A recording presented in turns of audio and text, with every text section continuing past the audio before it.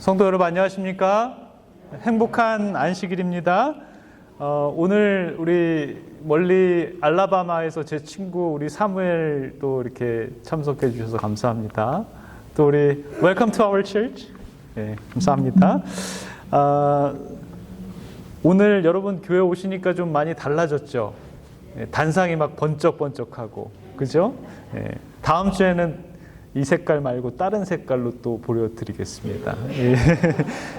단상을 또 위해서 우리 헌금해 주신 우리 양한석 집사님 가정에 우리 하나님의 넘치는 은혜가 또 풍성히 임하기를 간절히 기원합니다.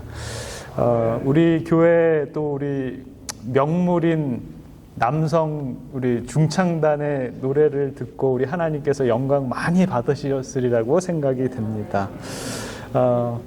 사람의 인생은 누구를 만나느냐에 따라서 달라지는 것 같습니다. 제가 목회를 이제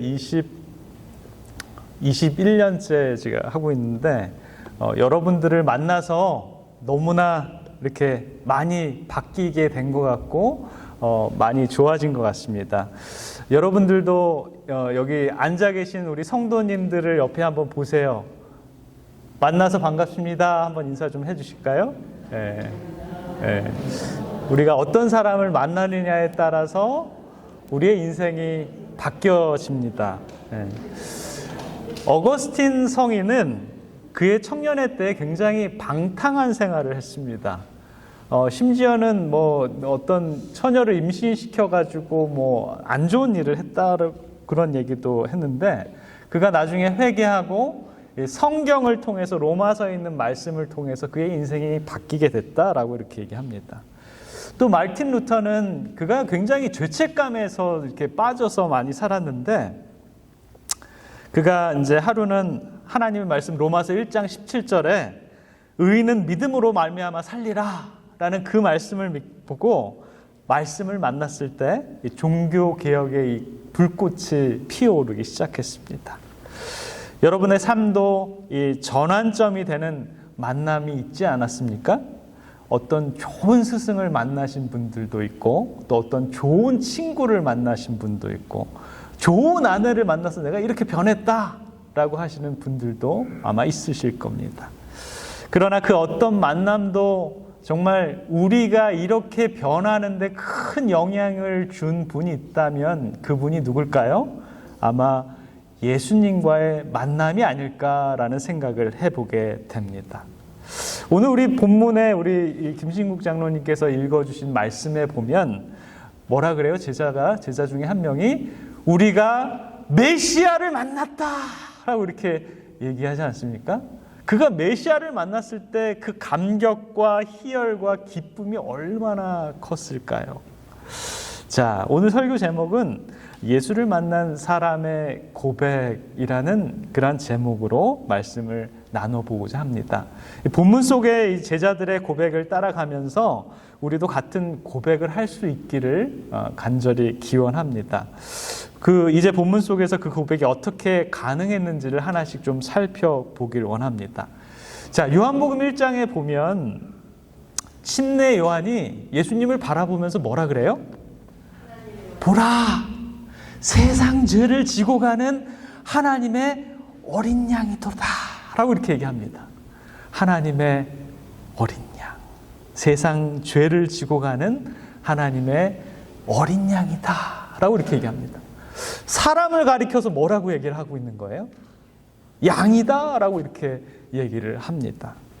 자, 이 성경에 보면 이스라엘 백성들의 이 역사에 보면 이 어린 양이라고 등장하는 부분에 있어서 보면 굉장히 많은 의미를 전해줍니다. 아브라함이 이 제단을 쌓고 창세기 22장에 번제를 드린 양이 바로 어린 양이었습니다. 그리고 출애굽기 12장에 보면 하나님께서 유월절을 이렇게 해라 하면서 어린 양을 잡아가지고 그 피를 문설주, 임방, 지방에 발라라 라고 이렇게 얘기를 합니다. 그리고 이 이스라엘 백성들이 이 출애굽을 해서 광야를 지내는 동안 하나님께서 성소를 만들라 그러고 난 다음에 성소에서 매일매일 행해졌던 것이 뭐냐면 상번제로 날마다 뭐를 잡아요? 어린 양을 잡았다라는 그런 내용이 성경에는 나와 있습니다. 우리 모두가 지금 이 예수님 안에서 우리가 이제 성취되는 삶을 살아가고 있는데요. 성경은 우리들에게 말을 합니다. 이사야 53장 6절에 보면 우리는 다 양 같아서 그릇 행하여 각기 제 길로 갔거늘 여호와께서는 우리 무리의 죄악을 그에게 담당시키셨도다 라고 이렇게 얘기를 합니다. 예수님께서는 저와 여러분들의 그냥 단순한 그런 스승이나 그런 교사가 아닙니다. 그분은 우리의 죄를 지고 가신 그런 화목제 대신 이 속죄의 어린 양이셨다라는 것입니다. 예수님은 단순한 이 지혜의 스승이 아니라 내 죄의 문제를 해결해 주신 유일한 구속자라는 것입니다. 그래서 침례 요한이 보라, 세상 죄를 지고 가는 하나님의 어린 양이로다 라고 이렇게 불렀다라는 것입니다.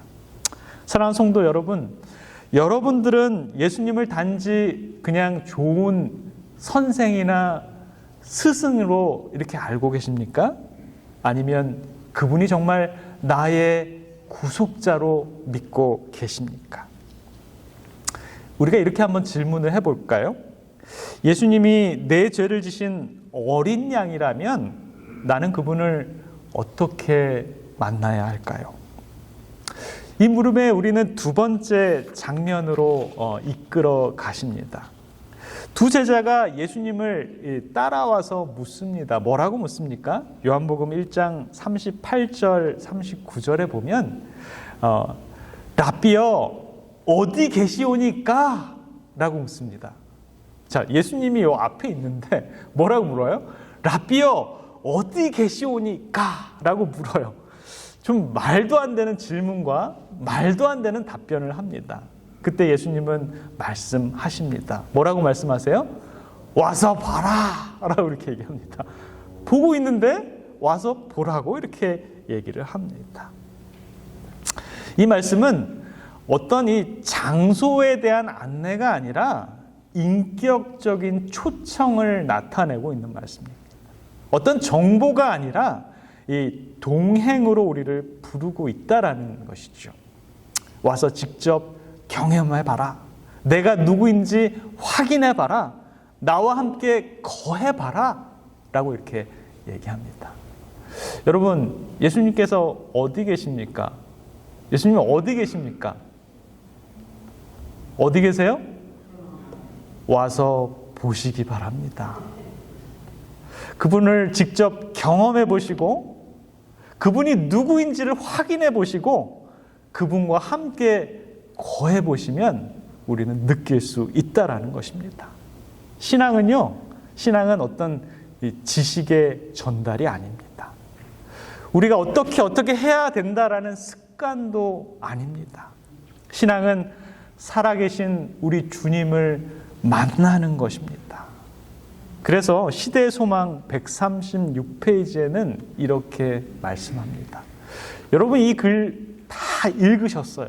예수께서 침례 받으실 때 하늘이 그분에 대하여 증거하였지만 그들은 그것을 지각하지 못하였다. 믿음으로 보이지 않는 하나님을 바라본 적이 없는 눈을 하나님의 영광의 계시를 보지 못하였으며 그분의 음성에 귀를 기울인 적이 없는 귀는 그 정언의 말씀을 듣지 못하였다. 지금도 그와 같다. 그리스도와 섬기는 천사들의 임재가 회중 가운데 나타나는 때가 종종 있지만 그것을 깨닫지 못하는 사람들이 많다. 그들은 평상시와 다른 것을 아무것도 발견하지 못한다. 그러나 어떤 이에게는 구주의 임재하심이 드러난다. 화평과 기쁨으로 마음은 활기를 얻는다.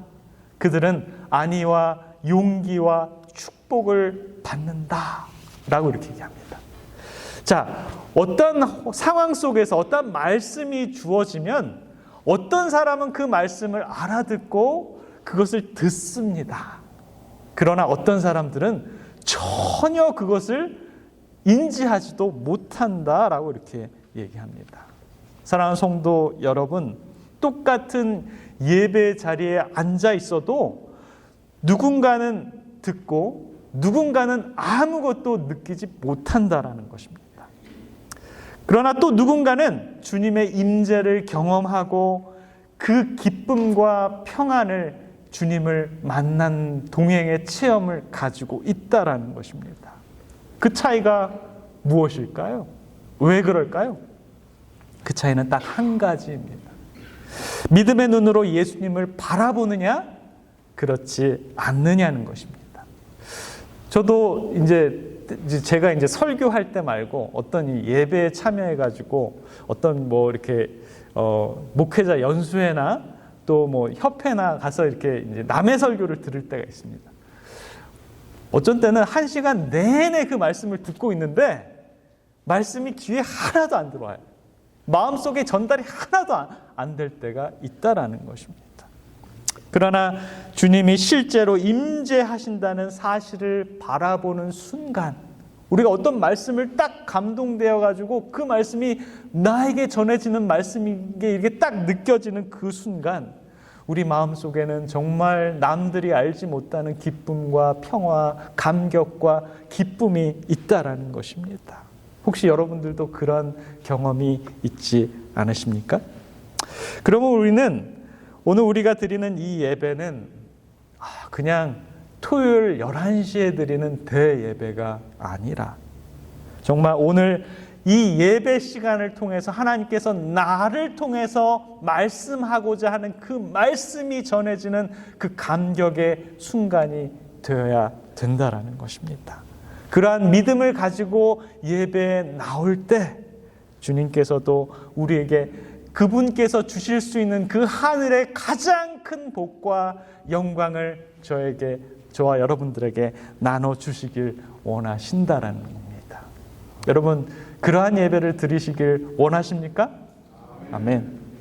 어느 집사님이 있었는데 수십 년 동안 교회를 다녔습니다. 그러나 그녀에게는 늘 부르는 찬양이 그 찬양이고 그 예배가 그 예배였습니다. 늘 똑같이 느껴졌어요. 매주 교회에서 찬양하고 설교하고 설교 듣고 또 봉사하고, 그러나 이것이 이제 루틴이 돼가지고 정말 마음의 변화가 아무것도 없었습니다.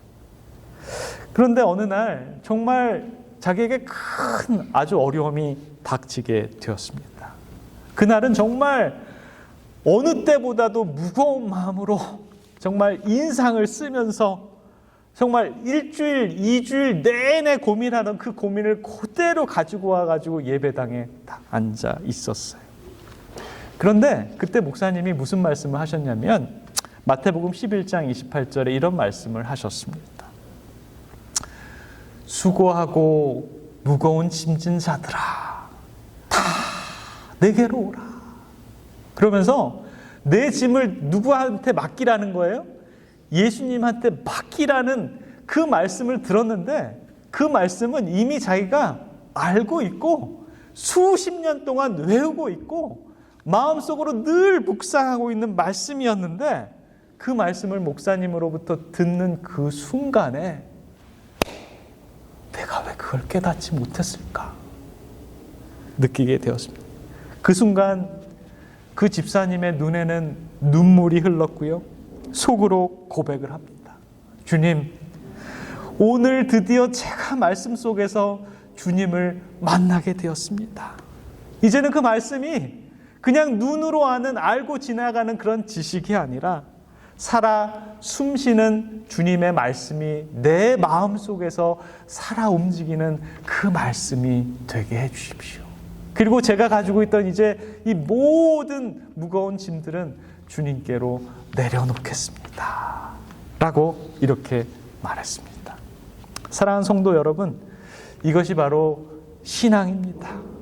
책 속에서 아는 지식이 아니라 살아계신 주님을 실제로 만나는 것입니다. 그래서 예수님께서는 주님 어디 계십니까? 라고 물었을 때 주님께서는 뭐라고 말씀하세요? 와서 봐라, 와서 봐라 라고 이렇게 말씀합니다.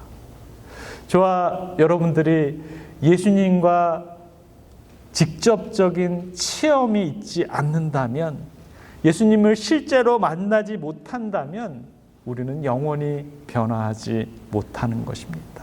그러나 그분을 만났을 때 우리의 감정이 그분의 감정과 이입되고 우리들의 삶이 방향이 바뀌고 우리의 정체성을 새롭게 만드는 그러한 능력의 말씀으로 우리들을 변화하게 만들 것입니다. 그렇다면 주님을 만난 사람에게는 과연 어떠한 변화가 일어날까요? 성경은 그 변화를 새 이름이라고 얘기를 합니다. 이제 세 번째 장면으로 한번 우리가 좀 가보겠습니다. 안드레가 형 시몬을 예수님께 데려옵니다. 예수님은 말씀하십니다. 내가 요한의 아들 시몬이니 장차 게바라 하리라 라고 이렇게 얘기합니다. 자, 게바가 뭐예요? 베드로라 하리라 라고 이렇게 얘기합니다. 다른 성경 번역본에는 베드로라 하리라 라고 이렇게 얘기를 합니다. 시몬은 어떤 사람이에요? 굉장히 충동적이고 또 불안정하고 쉽게 무너지는 그런 사람입니다. 그러나 예수님은 그 시몬의 현재를 본 것이 아니라 미래를 보고 뭐라고 하리라 라고 이렇게 얘기합니까? 게바라 하리라, 베드로라 하리라 라고 이렇게 말씀하십니다. 예수님은 그를 있는 모습 그대로 부르셨지만 그대로 두지 않으신다라는 것입니다. 그에게 옛날의 그 시몬이 아니라 새 이름, 새 정체성, 새 사명을 불어 넣어주고 있는 것입니다. 성경은 이 요한계시록 2장 17절에 뭐라고 얘기하냐면 이기는 그에게는 새 이름을 기록한 것이 있나니 라고 이렇게 얘기합니다.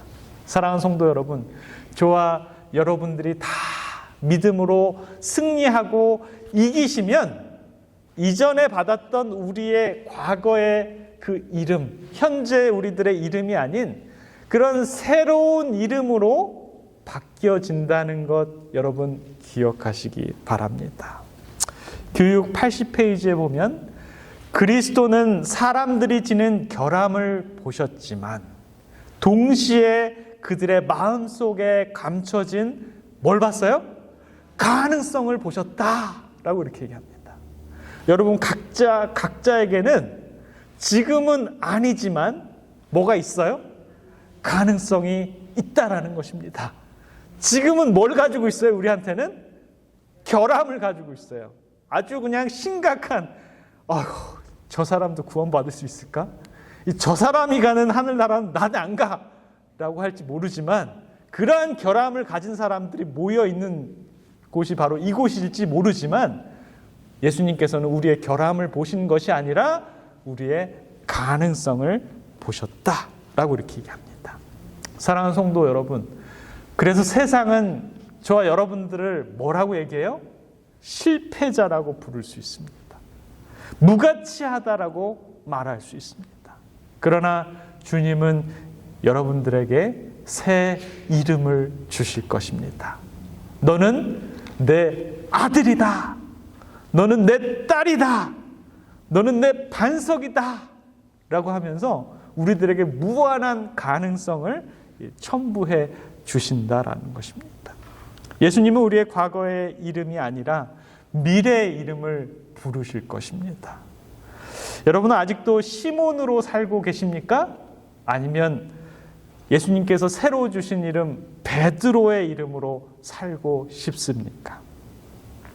자, 그렇다면 마지막으로 예수님을 만난 사람이 드리는 이 신앙의 고백은 어떤 고백인지 우리가 한번 좀 살펴보길 원합니다. 빌립이 친구 누구를 데리고 왔어요? 나다나엘을 데리고 왔습니다. 그때 이 나다나엘이라는 사람은 어떤 사람이냐면 굉장히 어떤 사람이에요? 제가 보니까 좀 차가운 사람이 이성적인 사람인 것 같아요. 그거 딱 성경의 한마디가 뭐예요? 나사렛에서 무슨 선한 것이 날 수 있어? 이렇게 얘기하는 것이. 그러나 예수님은 그의 마음을 알았습니다. 예수께서 나다나엘이 자기에게 오는 것을 보시고 그를 가리켜 일렀어요. 그를 나다나엘이 이렇게 딱 오니까 예수님의 제자들 있잖아요. 제자들한테 뭐라고 얘기해요? 보라! 이는 참으로 이스라엘 사람이라! 라고 이렇게 얘기합니다. 야, 이스라엘 사람 맞아요? 이스라엘 사람 맞아. 근데 이 사람은 진짜 이스라엘 사람이다. 라고 이렇게 얘기하는 거예요. 왜요? 그 속에 간사한 것이 없도다. 이렇게 얘기하는 거예요. 나다나엘이 이르되 어떻게 나를 아십니까? 저 아세요? 이렇게 얘기하는 거예요. 예수께서 대답하되 이르시되 빌립이 너를 부르기 전에 내가 무화과 나무 아래에 있는 것을 보았노라 라고 이렇게 얘기합니다. 자, 예수님이 나다나엘에게 말할 때 뭐라고 얘기했어요? 아무도 모르는 그 비밀, 누구와 누구만 아는 거예요? 나다나엘과 예수님과만 아는 그 비밀을 탁 터뜨렸을 때 나다나엘이 그 자리에서 무릎을 꿇습니다. 그러면서 고백을 합니다. 당신은 하나님의 아들이요 당신은 이스라엘의 임금이로소이다 라고 이렇게 얘기합니다. 처음에는 뭐라고 말했는데 나사렛에서 무슨 선한 것이 날 수 있어? 이렇게 얘기했던 사람이 당신은 하나님의 아들이요 당신은 이스라엘의 임금이로소이다 라고 이렇게 얘기했다라는 것입니다. 사랑하는 성도 여러분, 여러분 와 보셨습니까? 예수님을 만나셨습니까? 그분과 동행하셨습니까? 그분을 깊이 체험하셨습니까? 그렇다면 나다나엘이 했던 그 고백의 말씀을 저와 여러분들도 해야 된다는 거예요. 주님은 하나님의 아들이요 주님은 이스라엘의 임금입니다. 왕입니다. 라고 이렇게 얘기를 할 수 있다라는 것입니다. 시대소망은 이렇게 얘기합니다. 나다나엘처럼 하나님의 말씀을 스스로 연구하고 성령의 깨우쳐 주심을 위하여 기도해야 한다. 저와 여러분들 어떻게 기도해야 돼요? 누구처럼요? 나다나엘처럼 기도해야 됩니다. 어디 가서요? 무화과 나무 아래에서 기도해야 돼요. 그래서 저희가 작년에 무화과 나무를 심었는데 이게 우리 집 쓰레기통 옆에 햇빛 제일 잘 드는데 이제 심었는데 무화과 나무는 안 자라고 잡초만 막 이렇게 계속 자라는 거예요. 그게 커야지 거기 가서 기도를 해야 될 텐데. 여러분 기도 좀 해주세요. 우리 집 무화과 나무가 좀 자랄 수 있도록. 무화과 나무 아래에 있던 나다나엘을 보신 분은 은밀한 곳에서 기도하고 있는 우리도 보실 것이다. 우리 주님, 저와 여러분들이 기도하는 그 기도를 보실까요? 보십니다. 빛의 세계에서 내려온 천사들은 겸손하게 하늘의 지도를 구하는 자들 가까이에 있다라고 이렇게 얘기합니다. 사랑하는 성도 여러분, 나다나엘의 고백은 우연히 터져나온 고백이 아니다라는 것입니다. 나다나엘은 무화과 나무 밑에서 늘 뭘 기도했어요? 새로운 메시아를 강림을 기도했다라는 은밀한 자리에서 말씀을 연구하고 하나님 앞에서 기도했던 삶이 있었기 때문에 터져나온 고백이 바로 나다나엘의 고백인 것입니다. 그래서 그는 즉시로 예수님을 메시아임을 알아보게 되었다라는 것입니다. 오늘도 주님은 무화과 나무 아래 기도했던 나다나엘을 보셨던 것처럼 저와 여러분들의 은밀한 기도의 자리도 보십니다. 우리가 말씀을 붙잡고 성령을 깨우쳐 주심을 구할 때 주님은 우리의 마음에도 동일한 확신을 인정해 주실 것입니다. 예수님은 더 이상 우리들에게 아주 좋은 지혜 가르침을 주는 아주 많은 것을 알고 있는 좋은 선생이 아니라 저와 여러분들의 왕이시고 우리의 하나님 아니십니까? 아멘 소리가 너무 작은 거. 아침을 안 드시고 오셨습니까? 네. 나다나엘처럼 말씀과 기도의 자리에서 성령의 인도하심을 구할 때 우리도 동일한 고백을 드리실 수 있습니다. 주는 하나님의 아들이십니다. 라고요. 사랑하는 성도 여러분, 나다나엘은 은밀한 기도의 자리에서 주님을 만났고 결국 입술로 당신은 하나님의 아들이십니다. 라는 위대한 고백을 드립니다. 이것이 바로 예수님을 만난 사람들의 고백입니다. 그리고 이 고백은 단지 나다나엘의 고백만이 아니라 우리 모두가 드려야 되는 그러한 고백입니다. 이제 말씀을 마치면서 우리가 이 고백을 어떻게 우리의 삶 속에서 드릴 수 있는지 한번 정리를 좀 한번 해봤으면 좋겠습니다. 오늘 이 시대소망 14장, 우리가 메시아를 만났다. 정리가 잘 되셨습니까? 제가 아주 친절하게 다시 한번 소그룹에서 얘기하고 집에서 읽고 설교 시간에 들은 걸 또 다시 한번 정리를 한번 해보겠습니다. 예수님은요, 하나님의 어린 양이십니다. 그분은 우리의 죄를 대신 지신 구속자이십니다. 맞습니까? 맞습니다. 그리고 예수님은 저와 여러분들에게 뭐라고 말씀하십니까? 와서 보라! 라고 이렇게 말씀하십니다. 와서 보라라는 말씀은 이제는 그분을 글로만 읽는 것이 아니라 살아계신 주님을 직접 체험하라는 말씀입니다. 그리고 예수님은 베드로에게 새로운 이름을 주신 것처럼 우리에게도 그분을 만나면 우리가 변화됩니다. 새로운 정체성과 새로운 사명, 새로운 이름을 주실 것입니다. 여러분 확신합니까? 네, 확신합니다. 그리고 나다나엘은 고백했습니다. 당신은 하나님의 아들이요 이스라엘의 왕이십니다. 그 고백이 저와 여러분들의 매일의 고백이 되었으면 좋겠습니다. 도둑질하고 강도질하고 살인하고 정말 파렴치한 일을 스스로 꺼리낌도 없이 늘 했던 양심도 없는 한 죄수가 감옥에 있었습니다. 모든 사람들이 다 이 사람을 포기했어요. 본인 스스로도 자기를 포기한 사람입니다. 그러던 어느 날 일주일에 한 번씩 목사가 와가지고 죄수들을 모아놓고 설교를 합니다. 그 예배 시간에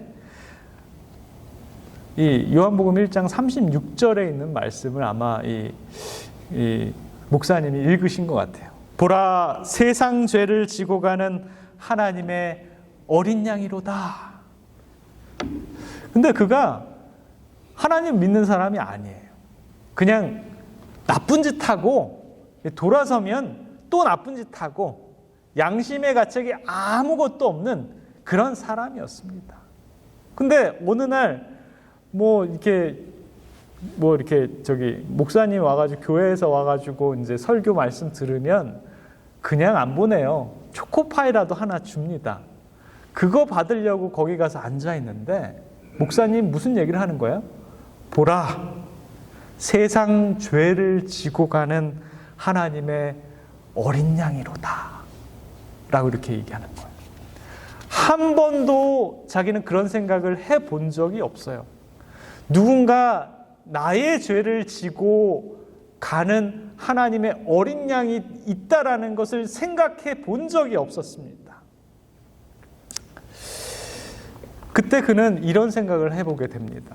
그럼 저 사람이 말하는 그 예수라는 사람이 있다면 그 예수라는 사람이 내 죄도 질 수 있을까?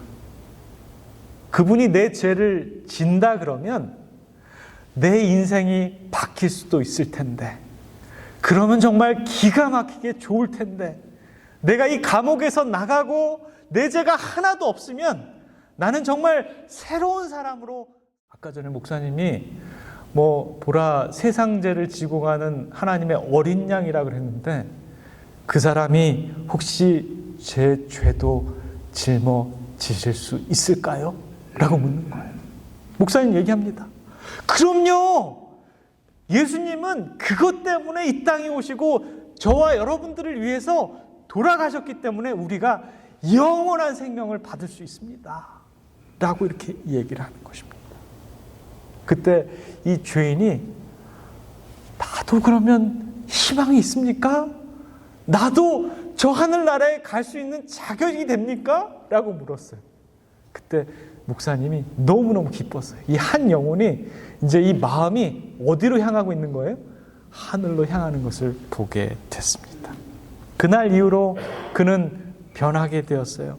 마음속에 분노가 사라지고 미움이 사라지고 자기를 위해서 용서의 기도가 터져 나오기 시작했습니다. 그리고 그가 몇 년 후에 정말 이 감옥에서 가장 모범수로 뽑히면서 광복절 특사로 이제 출소하게 되었습니다. 그는 그가 그렇게 알고 싶었던 하나님을 더 연구하고 싶어서 대학에 들어가서 신학을 공부하고 목사가 되었습니다. 그래서 청년들에게 자기와 같은 사람들도 변화될 수 있다라는 그 복음을 증거하고 다니는 그런 목사가 되었다라는 것입니다. 그의 고백은 단순했습니다. 나는 이제 죄인이 아니라 예수님을 만난 하나님의 자녀입니다. 시대의 소망은 이렇게 말씀합니다.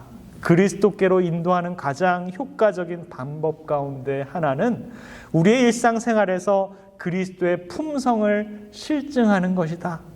다른 이에게 끼치는 우리의 감화는 우리의 말보다 우리의 사람됨에 더 크게 좌우된다. 사랑하는 성도 여러분, 우리의 고백은 단순히 입술에서만 끝나면 안 됩니다. 가정에서, 직장에서, 일상의 삶 속에서 예수를 만난 사람은 내가 이렇게 변했다라는 것을 보여주는 우리의 사람됨으로 말미암아서 저와 여러분들이 남들에게 영향을 끼치는 그러한 그리스도인이 되었으면 좋겠습니다. 저와 여러분들은 오늘 분명히 이 선택을 해야 됩니다. 내가 옛 사람으로 그냥 머물 것인지 아니면 새로운 사람으로 변할지 우리는 결정해야 됩니다. 나는 이제 베드로입니다. 주님이 주신 새 이름으로 살아가겠습니다. 라고 하신 분들은 일어나셔서 이 찬미를 좀 같이 부르셨으면 좋겠습니다.